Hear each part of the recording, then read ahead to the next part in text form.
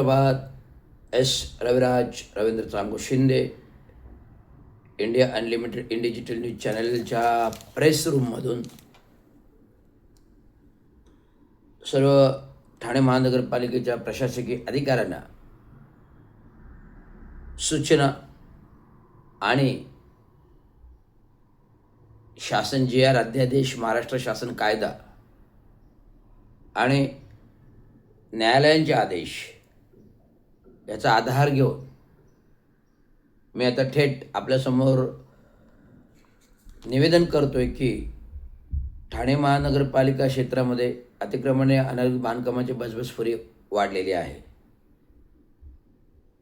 ज्या वेळेस अतिक्रमणे अनधिकृत बांधकाम वाढतात आणि प्रशासन कारवाई करत नाही, त्या काही कोणी जागरूक नागरिक न्यायालयामध्ये जातात आणि न्यायालयातून अतिक्रमणे अनधिकृत बांधकाम तोडा, कारवाई करा असे न्यायालयातून आदेश आणले जातात. आणि मग कुणीतरी दिवा प्रभाग समितीमध्ये 8, 9, 10 इमारती एका हाती तोडायला घेतात, मुंब्र्यातील इमारती तोडायला घेतात, विविध शहरातील इमारती तोडायला घेतात. तर प्रशासनाला मला सांगवायचं आहे की महाराष्ट्र शासन कायदा, महाराष्ट्र शासन नियमावली, शिस्त अपील नियम, अतिक्रमणे अनधिकृत बांधकाम काढणे 1996चे अध्यादेश चा विचार करता महाराष्ट्र शासन सेवा कायदा, नियमावली, सेवा शर्ती अपील व नियम